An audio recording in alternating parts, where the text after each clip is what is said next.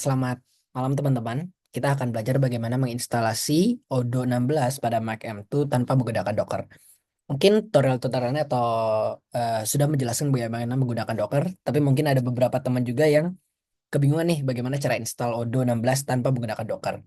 Nah, objektifnya saat ini itu kita ada tiga, yaitu pertama kita menginstal server Odoo di dalam local, artinya di dalam laptop kita.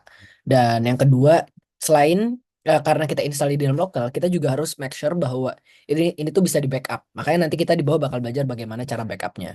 Lalu yang terakhir ada juga yaitu bagaimana cara install server Odoo online yang cukup mudah juga. Jadi mari kita mulai dari yang pertama dulu. Pertama, mungkin kita mulai dari install Homebrew. Mungkin teman-teman yang belum familiar dengan Homebrew ini sering dipakai untuk Mac untuk segala hal yang sifatnya ngoding lah gitu.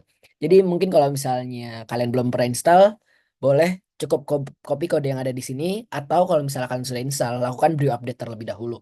Jadi ketik brew update di dalam terminal kalian. Lalu install Xcode, tambahkan path. Lalu ini juga kita masukkan perubahan-perubahan yang udah kita buat tadi itu ke dalam bash profile. Setelah itu perlu kita untuk membuat virtual environment-nya. Jadi contoh virtual environment-nya bisa kayak gini ya teman-teman. Ini adalah salah satu contoh ketika berhasil. Kita jangan lupa ini Python-nya ini diubah ke, oh ini sorry, ini harusnya 16 ya. Ini typo. Diubah menjadi Python Odo misalnya ketika nanti tutorial ini ditonton oleh angkatan selanjutnya.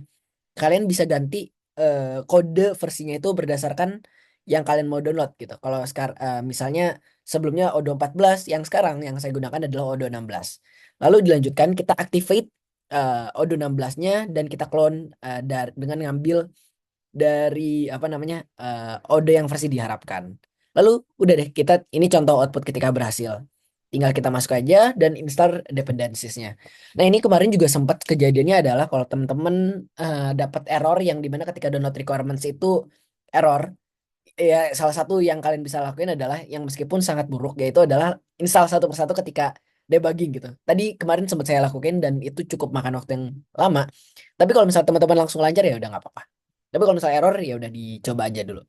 Lalu setelah itu kita langsung jalankan odonya dengan Python odo bin.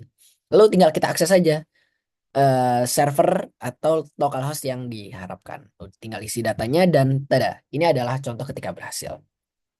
Lalu ketika kalian ingin melakukan manage database, backup database, karena kan ketika kita simpan di lokal, artinya kan ada suatu waktu error nih gitu. Misalnya kalian simpen apa namanya tiba-tiba laptop kalian error tapi kalian ada database di dalam lokal nih.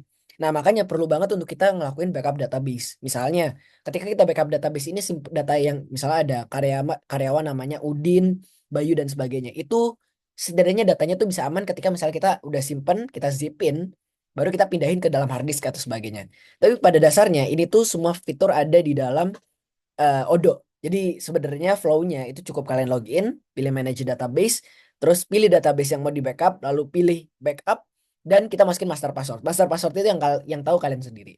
Lalu dilanjut ke format backup, pencet tombol backup dan verifikasi file backup. Nanti pada akhirnya nanti bakal keluar nih tempat downloadnya gitu di sini. Nanti kalian bakal kelihatan. Nanti bakal kekirim contoh filenya seperti ini. Ini adalah contoh ketika kalian sudah berhasil backup. Lalu ada juga kalau misalnya kalian mau bikin server Odo yang online. Nah, ini sebenarnya sangat simpel. Tahapannya tuh ada sekitar 5. Jadi cukup akses isi situsnya, pilih coba gratis, isi formulir, aktivasi dan langsung login. Dan nanti ketika aktivasi kalian akan disuruh kirim ke email dan pencet untuk activate database-nya. Selesai. Terima kasih. Mohon maaf apabila ada salah kata. Semoga bermanfaat untuk kedepannya. Terima kasih teman-teman.